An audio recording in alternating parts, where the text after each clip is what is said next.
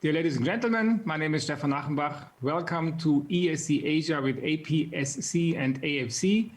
December 5, we have a very exciting session on new therapies in heart failure with reduced ejection fraction. For whom, when? I have two fantastic speakers, Michelle Komajda and Caroline Lam, and two colleagues and friends will be on the panel to discuss the talks that we will hear, Kenny Sin and Alan Fong, and I'm really looking forward to going through this session with you. So let me introduce the first speaker, Michelle Komajda from Paris, will speak about sacubitril valsartan, ivabradine, and amikamtig mecarbil, and I'm really interested to hear what Michelle has to say.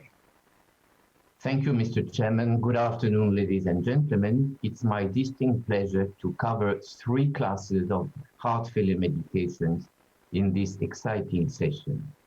This is my disclosure slide.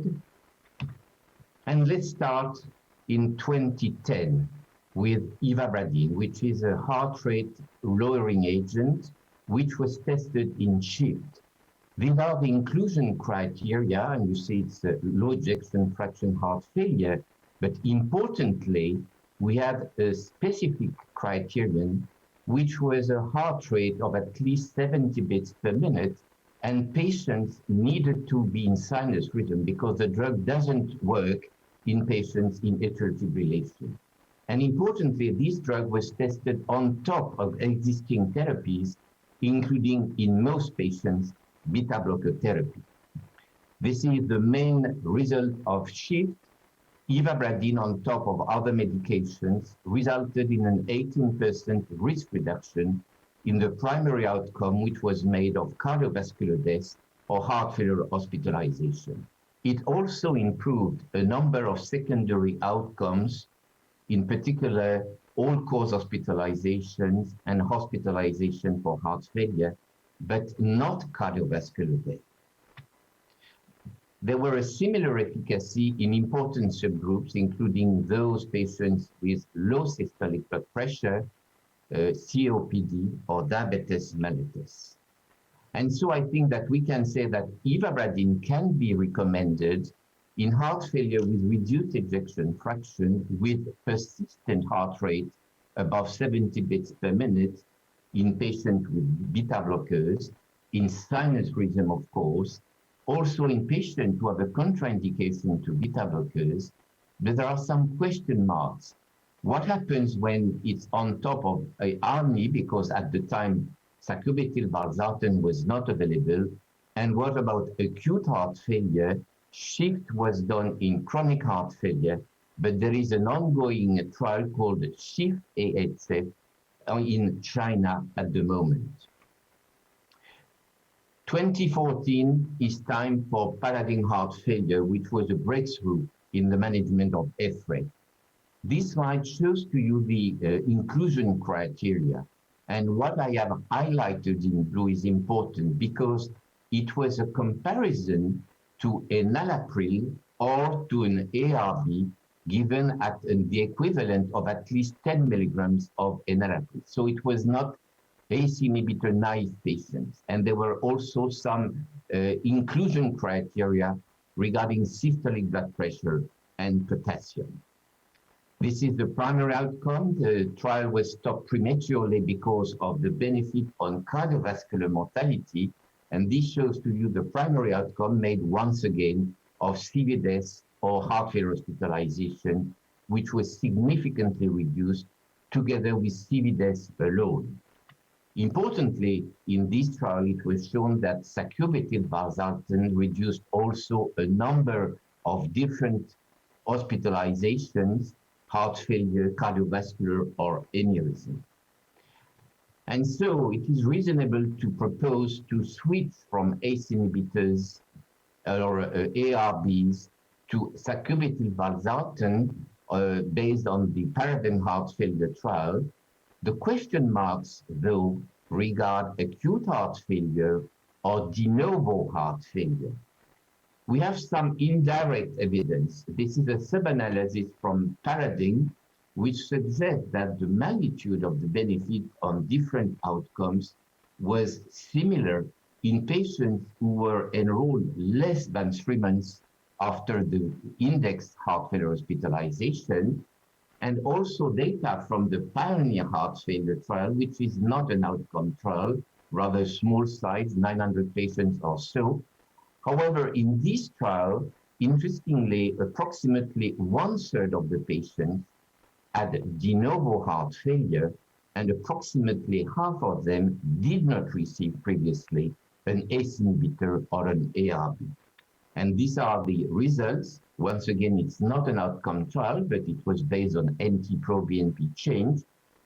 Pioneer heart failure showed that sacubitril valsartan in decompensated heart failure was safe, and there was a trend for a benefit on death and on heart failure hospitalizations. I think we have to focus on the magnitude of the benefit, and this is a network meta-analysis that we did 2 years ago, and which obviously shows that the two best combinations for reducing CV deaths at the time are those including ARNI, sacubitril valsartan, and ivabradine. And regarding heart failure hospitalizations, it's more or less the same message. Compared to putative placebo, the best combination is the one including ivabradine and the one including ARNI together with MRAs. To finish with one word on the cardiac myosin activator, omecamtiv mecarbil. These are the inclusion criteria, and the specificity of galactic heart failure is that it included currently hospitalized patients for heart failure, which is unusual in chronic heart failure trial. The design of the trial, patients were randomized to omecamtiv mecarbil, which was titrated based on a pharmacokinetic assessment, and this is the main outcome. There was a significant but modest relative risk reduction in the primary composite made of cardiovascular death or heart failure event, 8% relative risk reduction. And they are the subgroup analysis, which suggests, although this is not significant, that the more severe patients in terms of NT-proBNP or NYHA class had a greater benefit than the other ones. And there was a significant interaction in this trial presented last week regarding ejection fraction. Here again, it seemed that the patient who had the lower ejection fraction had some benefit and not those who had EF above the median. And so if omecamtiv mecarbil is licensed, should we initiate it during an hospitalization? Should we reserve it for the more severe forms of heart failure? I think the question needs to be raised. And I would like to finish my lecture by asking whether it will be reasonable or not to continue to have this stepwise initiation of heart failure medications in heart failure with reduced ejection fraction, including the drug that my colleague Professor Lam is going to review after me, SGLT2 inhibitors and Vericiguat. We have now 8 different classes, so I don't think it is any more reasonable to try to add on all these classes on top of each other. And I think that we will probably need to move to a personalized approach, including patient profile and comorbidities, contraindications to some classes, tolerability, the magnitude of the benefit, and is there a benefit on mortality, the context in or outpatients, de novo versus chronic heart failure, not to forget the cost of these medications, and of course, patient preference. Thank you very much for your attention. Thank you, Michel. This was a fantastic presentation. And I actually would have one question, because you indicated that you think it's noteworthy that the omecamtiv trial was initiated in patients who were currently hospitalized. And some people say that they are a little disappointed that the effect of this medication was not so large. So do you think that initiation in the hospital favored the effect, or was it detrimental to the effect? I would really like to hear what you think about this. It's speculation, of course, but you're the expert. Thank you for your question, Stefan. Actually, in galactic heart failure, only 1/4 of the patients were included in the trial while they were in the hospital. The 3/4, the rest were chronic heart failure ambulatory patients. And at the moment, we do not have yet the data saying whether there is a difference in the efficacy of this drug, which you are right, is modest, between inpatients and outpatients. What seems to be true is that, as I said, the more severe patients in the global population seem to draw the benefit, whereas those with mild heart failure do not seem to benefit of this cardiac myosin activator. That's very interesting. Thank you very much, Michelle. Well, after this exciting presentation by Michelle Komajda, let's move on to the next one. Carolyn Lamb will share her insights with us on the very important and timely topic of Vericiguat and SGLT2 inhibitors. And I'm really interested to hear what she has to say. Carolyn, please. Thank you so much for the privilege of sharing about two new, very exciting classes of drugs in heart failure with reduced ejection fraction. Imagine that it was barely 1 year ago that we entered 2020 with the astounding results of the DAPA-HF trial. This was the first study to test the SGLT2 inhibitor dapagliflozin against placebo in patients with heart failure with reduced ejection fraction with and without diabetes. And it showed robust results in terms of lowering the primary composite outcome of first cardiovascular death, heart failure hospitalization, or urgent heart failure visit, with a number needed to treat of only 21. And it showed similar efficacy in diabetics and non-diabetics with heart failure with reduced ejection fraction, thus turning the SGLT2 inhibitors from a diabetes drug into a heart failure drug. And this was very rapidly followed by the EMPEROR reduced study of empagliflozin, another SGLT2 inhibitor, compared to placebo in patients with heart failure with reduced ejection fraction with and without diabetes, this time with slightly higher NT-proBNP, who were also slightly sicker, a smaller trial followed for a shorter time, but in a better treated with more ARNI use at baseline. And this was their hierarchical confirmatory endpoints, which I will now show the results. Again, very positive on all three hierarchical endpoints, meeting the primary outcome of first cardiovascular death and heart failure hospitalization with a relative risk reduction of 25%, also reducing total heart failure hospitalization by 30%, and very intriguingly reducing or improving renal function and making sure that the deterioration in GFR was not as bad with empagliflozin compared to placebo. Now, these two trials were shown in a meta-analysis to be consistent in the results on all-cause mortality, cardiovascular death, and the traditional endpoint of heart failure, hospitalization, and cardiovascular death. But most exciting, also showed consistent results in patients without diabetes, as in those with diabetes, and on top of ARNI. Very exciting are the renal benefits consistently shown in both trials, and now really shown in multiple very, very important trials in chronic kidney disease with and without diabetes and with and without heart failure. Well, we barely recovered from all this good news when the SOLOIST worsening heart failure trial has literally just been released. And just to remember, SOLOIST addressed hospitalized heart failure patients regardless of ejection fraction, but all of whom had diabetes. Now, SOLOIST was also special in that it had to end early due to lack of funding. And so the investigators were really clever in the midst of COVID and lack of funding to change the primary efficacy endpoint to total cardiovascular death, heart failure hospitalization, or urgent heart failure visit, so total numbers, in order to increase the power of the trial, which ended up recruiting a bit more than 1,200 patients compared to the about 4,000 that they were initially targeting. And yet, look at these stunning results. There was a very marked reduction in this primary endpoint with an absolute risk reduction of 25 per 100 patients years with a number needed to treat of only 4.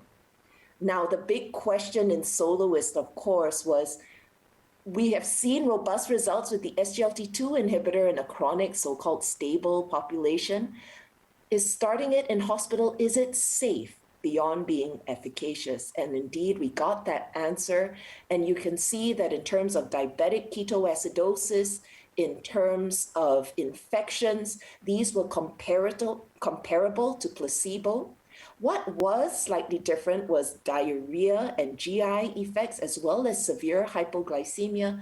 But this may be attributable to the fact that sotagliflozin is an SGLT2/1 and 2 inhibitor, and SGLT2/1 mainly acts in the gut. And if I may end off with describing yet another new class of soluble guanylate cyclase stimulator, or Vericiguat, in the Victoria trial.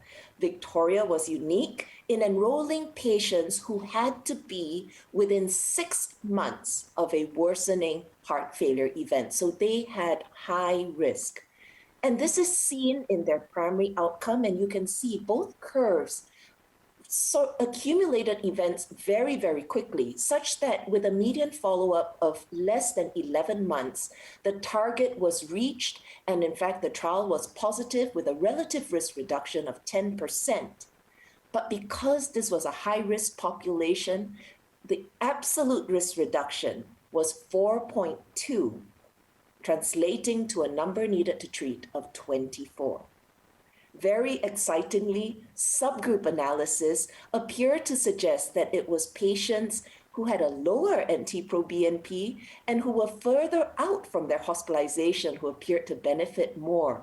And in fact, this was very recently presented that if you look at time as a continuous variable, it appears that the benefit with Vericiguat seems to enlarge over time, suggesting that more work may be needed in the so-called more stable HFrEF population with Vericiguat. In the end, this is the summary of what we have. We have dapagliflozin and Emperor reduced in HFrEF regardless of diabetes in a chronic population. We have Soloist in an acute population in diabetics, irrespective of ejection fraction, and Victoria spanning that hospitalization period. And here are the outcomes, all in a nutshell. And what I want you to notice is that the median follow-up is very different, being much shorter in the very high-risk hospitalized groups, such as Soloist and Victoria. If we look at the absolute risk reductions, you can see that that of Victoria is actually comparable to that seen in DAPA and Emperor, and lower in Galactic. If we look at cardiovascular death, only DAPA-HF reached that endpoint significantly. However, notice that DAPA-HF among the SGLT2 inhibitor trials had the most number of cardiovascular deaths. It was the largest, there was a long follow-up, and perhaps that is why it's because it was most powered for this event. Now, if we take into the context adverse events, which were very rare, the ones that we worry about, like diabetic ketoacidosis and Fournier's gangrene, and remember that there are things we can do to prevent the more common adverse events, as well as remember that these new therapies have the unique advantage of being once daily, single dose, no titration needed for the SGLT2 inhibitors. And for Vericiguat, also once daily, single dose, although a one-step titration may be required. And if you put this all into context, this is my last take-home message. We now have 5 therapies that have been shown to improve cardiovascular death and heart failure hospitalization in patients with HFrEF. And these 5 mechanisms can be addressed by 4 drugs: ARNI, beta blocker, MRA, and SGLT2 inhibitors. We should make every effort to put our patients on these 4 medications unless contraindicated. And then we have 5 more: ivabradine, hydralazine nitrates, Vericiguat for worsening heart failure, and omecamtiv mecarbil, as you've heard earlier, as well as ferric carboxymaltose, which we should consider in those with iron deficiency. Thank you very much. Thank you, Carolyn. That was fantastic. I'm really impressed. So clear, laying out the results of these trials. If I may address one question to you is, Vericiguat is relatively new, so the mechanism of action might not be widely known. Maybe you can share with us very briefly, what is the mechanism of action of this relatively new drug? Very happy to, and thank you. So Vericiguat is a soluble guanylate cyclase stimulator. So what does that do?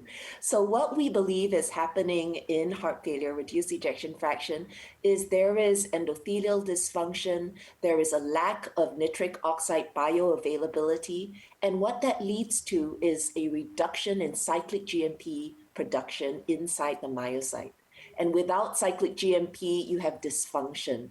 There is fibrosis, there's hypertrophy, and so on. So one way to enhance cyclic GMP is to stimulate its production with a soluble guanylate cyclase stimulator. I like that you asked the question because it's interesting that all the other therapies we have are really inhibitors. They're all inhibitors, ACE inhibitors, and so on. Well, sorry, except omecamtiv mecarbil, which is an activator. Also a new one, yes, it's myosin. Yes, yeah. But, it's nice to know that how Vericiguat acts is by stimulating a good pathway. And so that makes it really novel. Excellent. Thank you. Thank you, Carolyn. Well, now it is my pleasure to invite Kenny Sin and Alan Fong to the panel so we can discuss these two fantastic presentations. And who has the first question? Let's just get going. Alan, what do you think? Hello, thank you very much, Stefan. It was a very great set of presentations. And if I may ask a question on therapeutic strategy, Carolyn had quite brilliantly summarized it by having a four-arm strategy in patients with heart failure with reduced ejection fraction using an ARNI, beta blocker, MRA, as well as an SGLT2 inhibitor to address all the different pathways to improve the clinical outcomes of such patients. I think a lot of people here in Asia will be working in hospitals, such as myself, and seeing patients early post-discharge. And when they are stable post-discharge, we commence these four classes of drugs at low doses.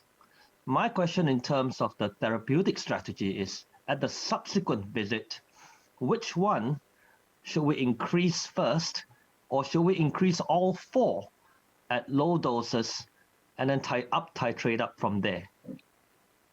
Fantastic question. Let's hit exactly these practical issues that are of interest to our audience. Carolyn, you want to take this question? How to proceed? Oh, tough one. And Alan, great question. Very practical. Okay, so here's a sneak with what goes on in my mind. I try to see the patient in a way, in a concept we call a heart failure spending function. So the patient comes to you with several reserve accounts. They've got a reserve of blood pressure, heart rate, GFR, potassium, and literally a reserve account of money in their pockets, right? And it's my role as a heart failure physician, knowing I want to try to get them on all four, to get them there as quickly as possible by spending from their reserve accounts to get the maximum return of benefit, return of investment in terms of reduction in hospitalizations and death. So if a patient comes to me with a large blood pressure reserve, for sure, the first thing that goes up is the ARNI. If they come in with a large heart rate reserve, despite being on beta blockers already and on sinus rhythm, then that's a typical case where you'd consider ivabradine. Now, if the blood pressure reserve is already completely spent, the patient's systolic blood pressure is, really bad at 95 or 100, let's make it 100, and GFR is something like, let's make it 40, then it really limits, or potassium is already 5 or 5.5. Then, of course, what I can spend from becomes very different. And, the SGLT2 inhibitors are very good in the sense that they don't spend from a lot of these reserve accounts, but they are expensive. So all of that needs to be considered at the same time. Does that make sense? It makes a lot of sense. That's a fantastic concept. Very visual, right? Really, really nice concept. Kenny, what are your thoughts? Oh, thanks very much, Caroline. I think that explanation was amazing. As I understand your analogy.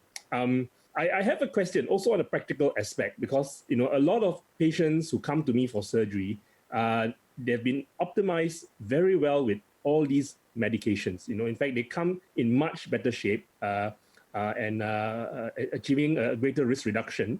The question is that, after surgery, how do we re-titrate these medications? Do we put them back on what they were originally, or do you have a similar strategy looking at the reserves, the bank, on whether you restart?